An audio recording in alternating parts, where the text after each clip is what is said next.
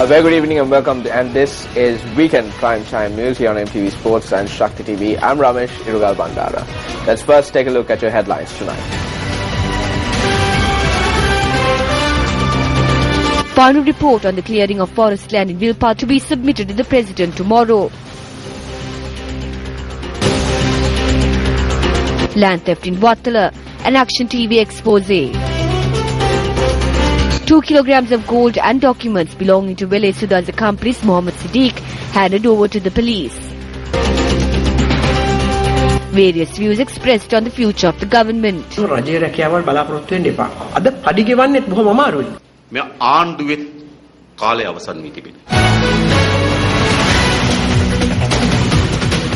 top story tonight, the compiling of final report on the clearing of forest land in Wilpattu was carried out today.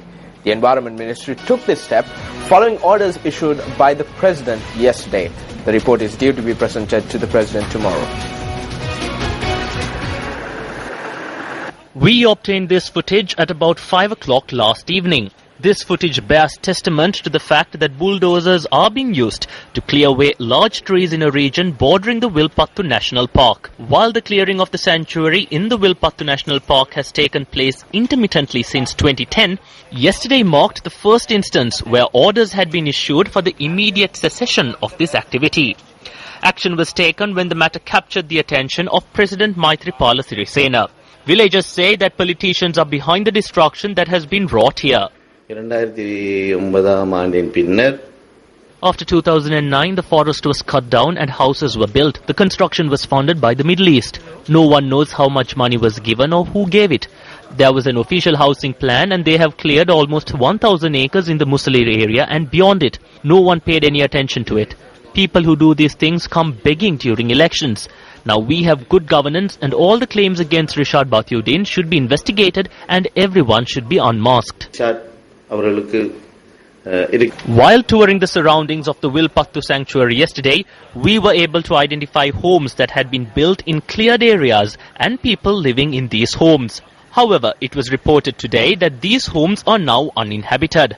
We also witnessed the manner in which signs prohibiting construction and settlement of the sanctuary had been torn down. The Environment Ministry officials and our reporters faced an unexpected delay when returning with the footage last evening when they were caught up in the midst of a herd of wild elephants.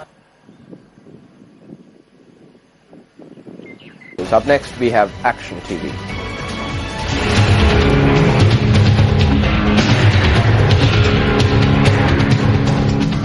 This 8-acre plot of land in Kerawalapitiya, Wattala can be considered an example of tasks that have not been completed under the government's 100-day program. If the accepted regulations in the country were followed when reclaiming this low-lying land, it could not have been done in 1,000 days, let alone 100. This is because in order to reclaim such a plot of land, an application must first be submitted to the Land Reclamation and Development Corporation, following which the corporation issues 6 other application forms to the applicant, through which authorization must be sought from 6 other public institutions. These institutions are the Urban Development Authority, the Central Environment Authority, the Irrigation Department, the Agrarian Development Department, the Divisional Secretariat, and the relevant local government authority. The final approval, which must be obtained to reclaim low-lying areas, which is the approval of the local government authority, is decisive. However, the Wattala Pradeshiya Sabha has not even received an application for the reclamation of this land.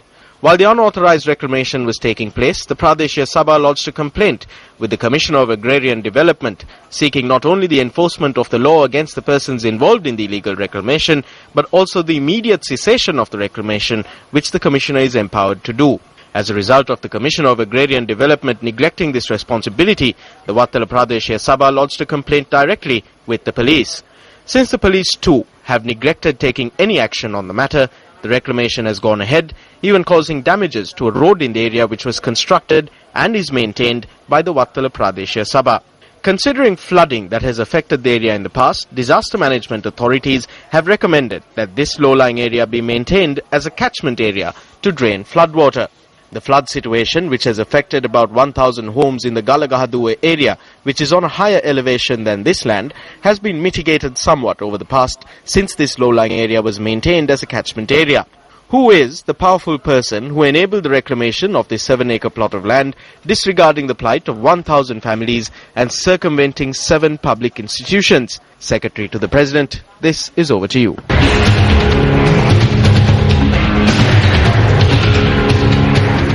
A large tree fell across the Bacardi road this morning, resulting in the death of a motorcyclist.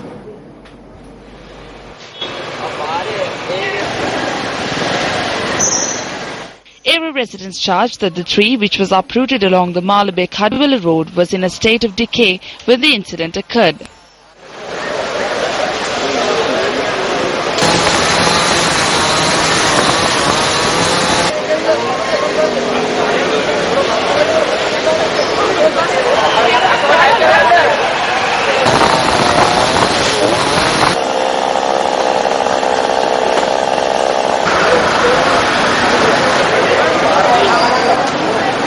It has been more than 1.5 months since a court order was given to cut the tree down. No action has been taken to address this to date. I went to courts and saw the file pertaining to this. I was making the necessary arrangements to cut the tree and auction it off in the coming days. You did not even inform the municipal council. Court orders were given, but no action was taken to address this. The municipal council must be informed about trees that are deemed hazardous in the area. The municipal council is responsible to cut down such trees. We do not wait until legal measures are taken. The apparent communications lapse among the responsible state authorities resulted in the loss of a life today. I could not imagine what happened. The tree came crashing down and there was a loud noise. There were 2 bikes and 2 3-wheelers ahead of it. I could not see them because I was covered with branches. There were 2 bicycles and 2 3-wheelers. One of the motorcycles was heavily damaged. He was unconscious because he sustained severe injuries to the head. The victim was a 54-year-old army veteran and was a resident of Kantota, Malabe. There is a possibility of such incidents occurring again. All I can say is that they must cut the remaining trees. I am saddened that a life was lost. If this happens again, then this would be a crime. It does not matter if they can tell someone to cut the trees down, even today. I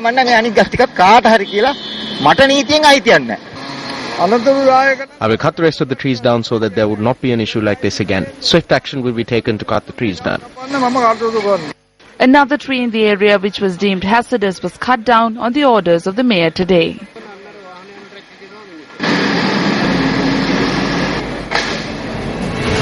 Now the Met Department is forecasting rains in excess of 100 millimeters in many parts of the island over the next 24 hours.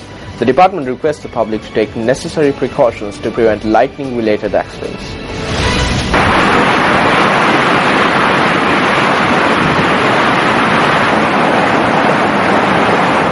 The spill gates of over 6 reservoirs in the North Central province have been opened due to the heavy rains that have been experienced over the past several days. 3 reservoirs are nearing spill level.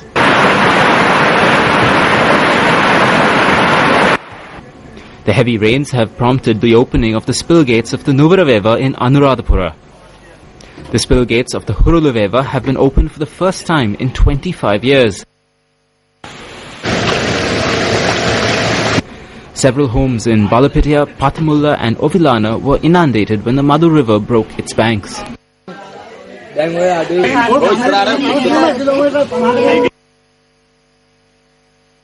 2 kilograms of gold belonging to Mohammed Siddiq, the notorious accomplice of the arrested Vele Sudha, also known as Samantha Kumara, was found deposited at a private bank. Siddiq was arrested a few months ago in Pakistan and was brought back to Sri Lanka under drug dealing charges and for his known connections with Vele Sudha. Heroin, Madravya, Javaram. A comprehensive investigation is underway to determine their assets and the connections between the 2 suspects regarding heroin trafficking. The investigations will look into the bank account details as well as the telephone numbers of other individuals who were connected to the suspects. We have checked the bank accounts of Siddiq under a court order. There, we were able to find 2 kilograms of gold allegedly belonging to him deposited at a private bank. We were also able to locate several other documents which will be used in the investigation against the suspects. Speaking at an event held in Colombo today, former President Chandrika Bandaranaike Kumaratunga commented on a crisis situation faced in the current government. Massive wastage has taken place in this country. The nation's resources have been depleted due to thievery. Wages are being paid with much difficulty. There is no money, if I am to put it bluntly. Development projects had been initiated without even 5 cents in the state treasury. Everyone must not hope for public sector jobs. There is nothing that can be done about it. The public sector cannot be enlarged so much. There is no work for some people. Today, there is a group of people who are opposed to good governance and who destroyed good governance in this country.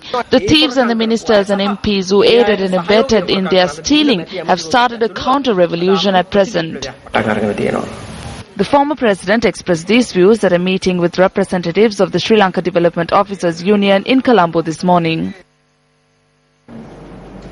Here are some of the views expressed with regard to the Sri Lanka Freedom Party on the political stage.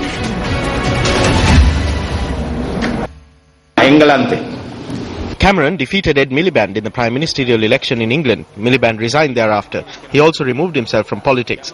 What about us? A person who robbed the country for 10 years is trying to re-enter politics from the back doors of parliament. Where is the dignity and respect of politics? What has happened to the political culture of this country? If we want to develop this country, then we first need to respect the people of this country.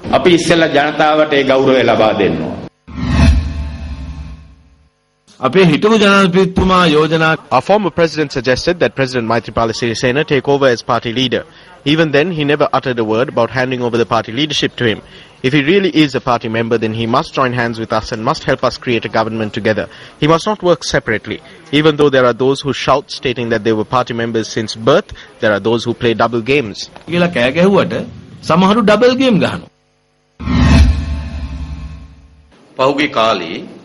Maithripala Sirisena මහත්මයා අග්‍රාමාත්‍ය ධූරය ලබා ගැනීම වෙනුවෙන් In the past, Maithripala Sirisena was pressing Mahinda Rajapaksa to give him the post of Prime Minister.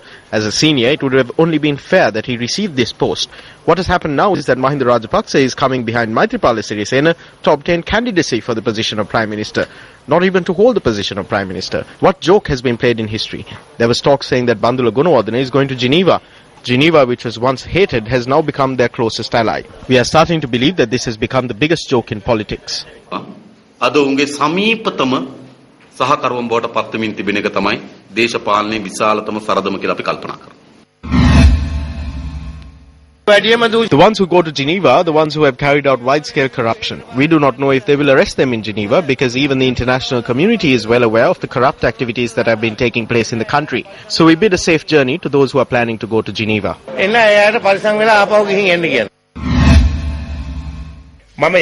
It is now that results of the programs that I have carried out in the past are beginning to show. That is why I would like to tell you all that this ministerial position which I received was given to me without influencing anyone.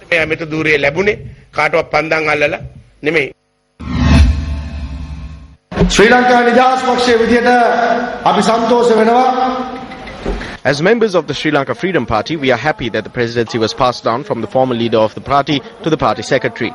Even though the person has changed, the post of president went to the SLFP. We had a national government even in the past, even though we did not call it by that name. Why is that? It is because Mahinda used to drink coffee with Ranil. Those days, the UNPs used to remove their green shirts and wear a blue shirt. But what is the situation now? Now the government functions with them wearing the very same shirt while representing their party. Minister Sajith Premadas says a program has been implemented where ownership of the resources of the country is being transferred to the people. He was speaking at an event held in Suryawava today. The event was held to declare open the drinking water scheme in Paranibadawa, Suryawava. අපි දැක්කා හිටපු අපේ ජනාධිපතිතුමා කියනවා සජිත් ප්‍රේමදාසත් Tamanට ඕන විදිහට. We saw the former president saying that Sajith Premadasa is also going around giving benefits from the Samurdhi to people who are not Samurdhi beneficiaries. He asks why only Basil has been imprisoned and why Sajith is also not imprisoned. The previous regime stole 63 million of the Samurdhi beneficiaries' money in the run-up to the presidential election. I wish to point out that I have not stolen 5.1 million from Samurdhi beneficiaries to print leaflets. I have not stolen 30 million from Samurdhi beneficiaries to purchase decorations and flagpoles. What I have undertaken is a relief program that you should have but failed to implement. I think this must be hurting the heads of state who failed to deliver on this. ඒක මං හිතන්නේ එහෙම නොදුන්නු රාජ්‍ය නායකින්ට රිදෙනවා ඇති. The minister also attended an event held in Ittademaliya, Veerakatya yesterday, where concessionary loans were presented to 150 low-income families. JVP leader Anurukumar Dissanayake says the current government has passed its expiry date.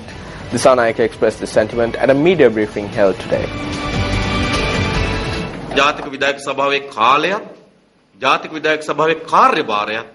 Since the tenure and the role of the National Executive Council is now over, it has become meaningless to continue to maintain the National Executive Council. It is not only the National Executive Council whose tenure is over. This government's tenure is also over. Today this parliament is based on the mandate given in 2010. In 2010, Ranil Wickremesinghe did not receive a mandate to form a government. Ethically, to a certain extent, this government's validity was only for 100 days.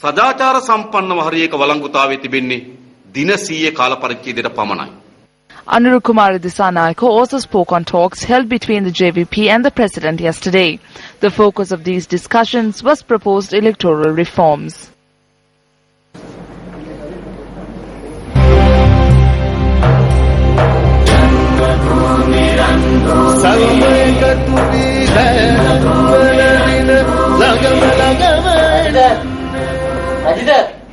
The Ranbhoomi Rally for Unity, which intends to bring Sri Lankan hearts together as one, brick by brick, reached Jaffna this evening.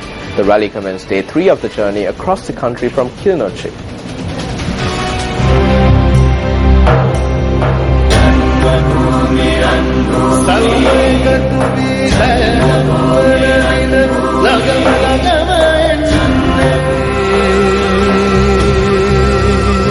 Kilinochchi, which is home to the Peace Garden, a symbol of national unity, hosted the commencement of Day 3 of the Ranbhoomi Rally for Unity this morning.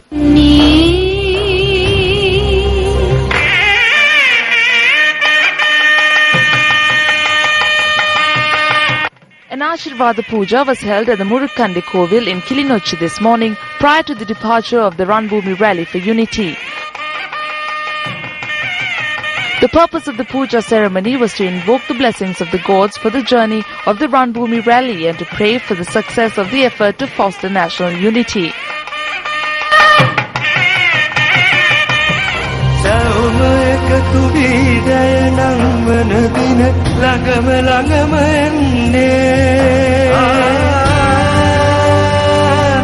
The Ranbhoomi Rally for Unity, a combined effort of Sirasa Shakti Newsfirst, the National Youth Services Council and the Colombo Port City, commenced Day 3 of the journey today from the NYSC premises in Kilinochchi.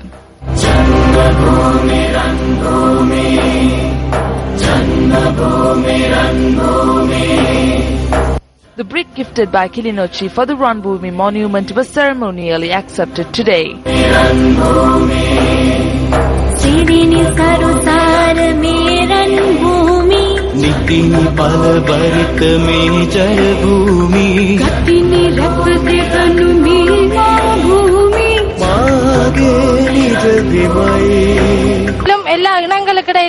We pray that all communities will unite and that Sri Lanka will be a peaceful country.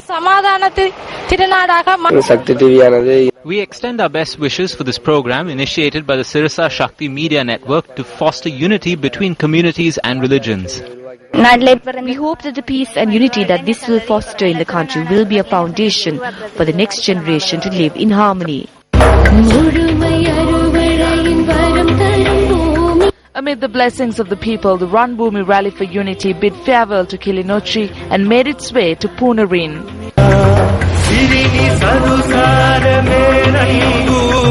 People turned out in their numbers to welcome the Ranbhoomi Rally for Unity as it approached Punarin.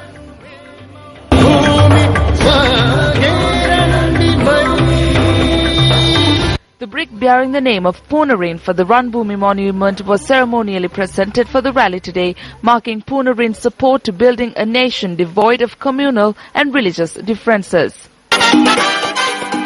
The Ranbhoomi Rally for Unity approached Jaffna via the Sangupiti Bridge, another endeavour which connected the north and the south.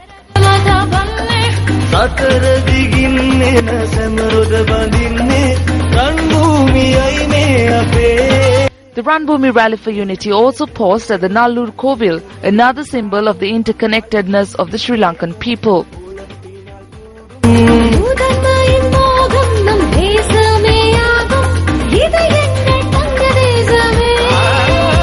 An Ashirvada Puja was held at the Kovil invoking blessings on the Ranbhoomi Rally for Unity. Following an event held at the Jaffna town to mark the arrival of the Ranbhoomi Rally, Jaffna too etched its name in support of the collective development of the Ranbhoomi. In a bid to spread the word of reconciliation, development and unity amongst all of us Sri Lankans, the Ranbhoomi Rally for Unity, organised by MTV MBC, the Colombo Port City and the National Youth Services Council, wrapped up day 3 of its 40-day journey across 100 cities, 1,500 villages, here opposite the Nallur Kovil in Jaffna early today. We commenced our day today from Kilinochchi and headed towards Punarin and finally here in Nallur Jaffna. Tomorrow, we continue our 40-day journey from Chunnakam and then to Point Pedro and Chavakatcheri. For the Newsfirst team from Jaffna, I am Shayan Jarampati for the Ranbhoomi Rally for Unity. Tomorrow on day 4 of the journey, the Ranbhoomi Rally for Unity will travel to Chunnakam, Point Pedro and Chavakatcheri. Deshe Mahasancharya Venuin Obat Ekwanda.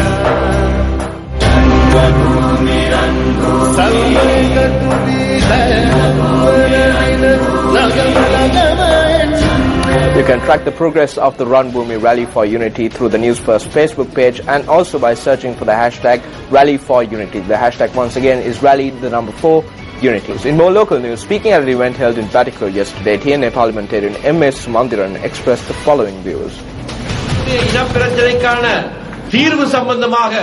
We spoke to the presidential candidate regarding solutions to our problems. The solution will only come after the general election. This is unique among the promises that he made openly. He said that our people will receive their ancestral lands. We felt that this would not happen in the tenure of Mahinda Rajapaksa. Even since the change that was brought about, 1,100 acres in the north and even more land in the east has been released. The government cannot fall back on this now. We will take steps to take this governance system onto a positive path. It is not difficult to achieve our political target. Reports are pouring in stating that Sri Lankan labourers that are affected by a fire that erupted at a labour camp in Doha, Qatar are receiving aid after exclusive reporting on the incident by Newsfirst. A group of Sri Lankan labourers lost their accommodation facilities after a labour camp caught fire in the Sahelia area in Qatar. We at Newsfirst reported about the hardships the victims were currently undergoing yesterday.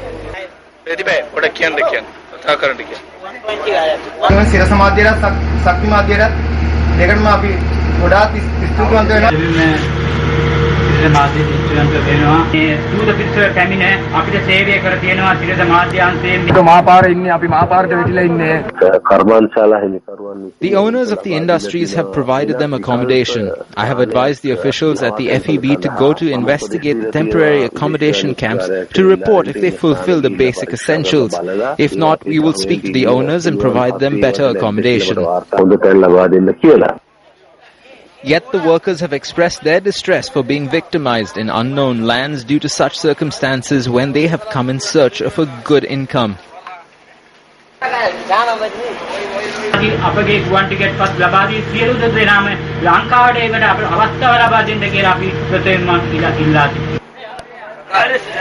However, according to the Foreign Employment Bureau, bringing back the workers would not be an easy task.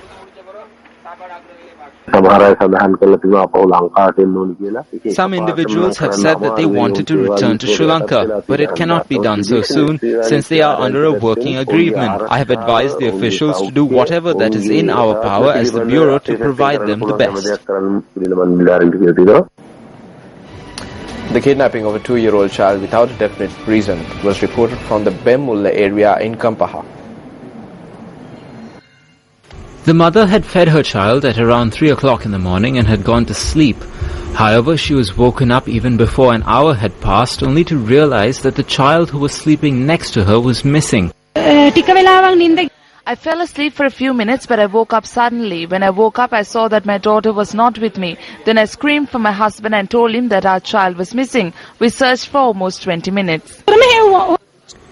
The entire village was woken up in order to search for the missing child, whose disappearance has mystified her parents, who owned nothing of any value to a kidnapper. The child was found about 200 meters away from her home.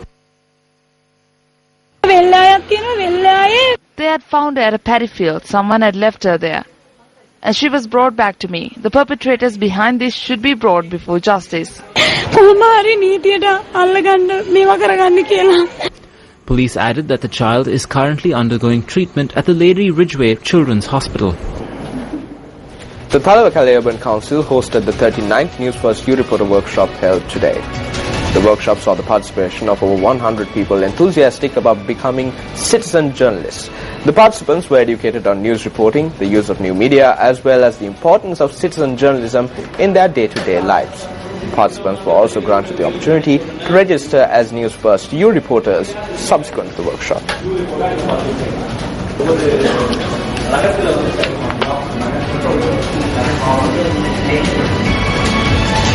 Certain magnificent creatures have sought a safe haven in the seas of the northwest of Sri Lanka and made those waters their home. In a bid to discover the wonders of these gentle giants, the Newsfirst team entered their territory only to witness something amazing. Newsfirst Krishan Devasagayam filed this exclusive report from the seas of Kalpitia.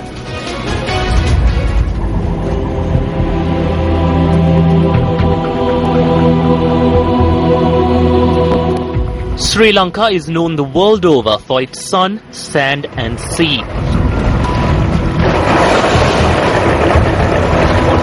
Annually, hundreds of thousands of tourists, both local and foreign, flock to Sri Lanka's coastline and beaches, which span nearly 1,500 kilometers in length, to bask in the glory of these natural elements. However, only a handful of people know of the gentle giants that exist a few feet under the surface of the ocean. Only a few have been lucky to see them, while a fewer have had the opportunity to interact with them. The Newsfirst team did get this golden opportunity to have a close encounter with these gentle giants when we visited the northwestern shores of Sri Lanka recently.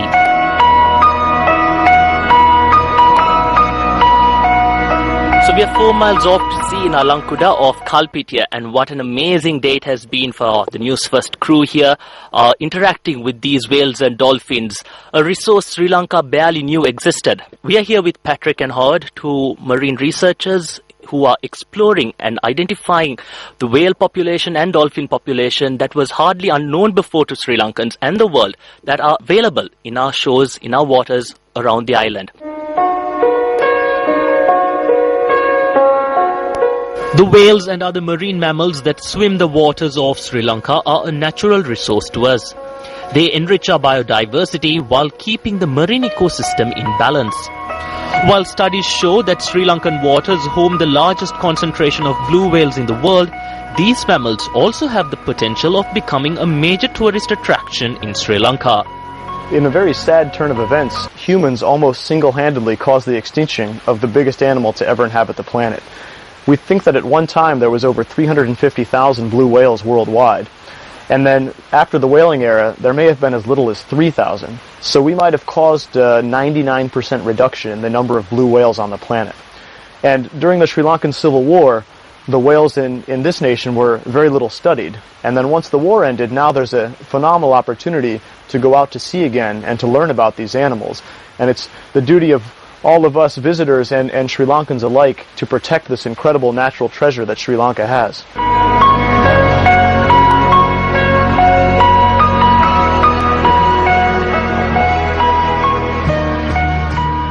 Whales tend to migrate seasonally from one well-defined habitat to another. The location of marine mammal habitats is mainly defined by the availability of food. Areas such as Kalpitia, Mirissa, Dondra and Trincomalee are known to be teeming with these marine mammals. However, if we tend to be careless and exploit these creatures by depleting their food resources through illegal fishing methods, or engage in unethical tourism practices such as steering boats too close to these animals, we could drive them away from our waters.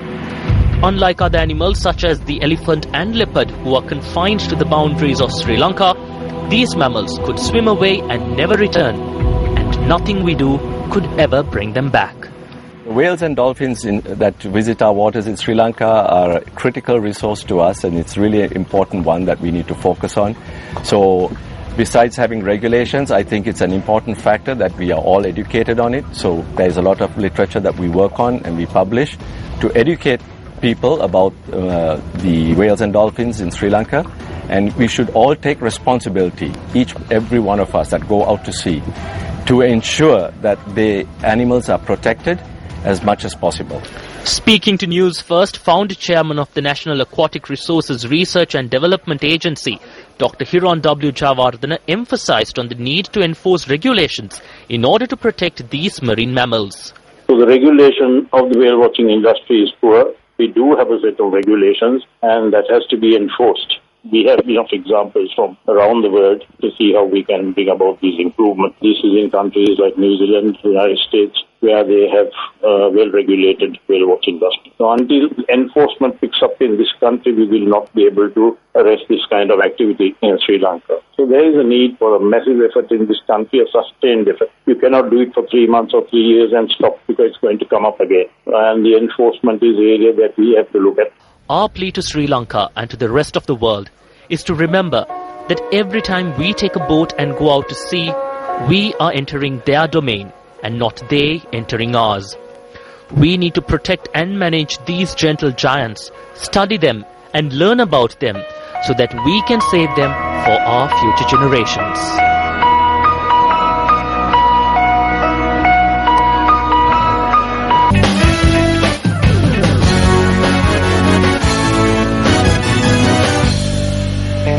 National high jump champion Manjul Kumar secured his position in the Sri Lankan contingent for the Asian Athletics Championships at the qualifying games held in Diagama. Kumar recorded a height of 2.21 meters in his highest jump. Sprinter Himasha Eshan recorded a personal best time in the games. The two-day qualifying event to select the Sri Lankan team for the Asian Athletics Championships concluded at the Mahinda Rajapaksa Stadium in Diagama today. Himasha Eshan, the fastest man in Sri Lanka at present, won the 100-meter event with a time of 10.49 seconds and recorded a personal best of 10.46 in the semi-final. Ramesha Ratnayaka won the women's 100 meters with a time of 11.81 seconds. Jani Chaturangani, a former champion and current national champion LCD Priyadarshini, did not compete. Although high jump champion Manjula Kumara qualified with a height of 2.21 meters, he was unable to break the national record. Nimali Lianarachi, the women's 800 meters champion, won the event, besting the standard time. Chandrika Subhashini Ratnayaka, the national women's 400 meters champion, won her event, although she did not best the anticipated time. Athletes who performed exceptionally at the qualifying event will get the opportunity to compete in the 21st Asian Athletics Championships, which will be held in China from the 3rd to the 7th of June.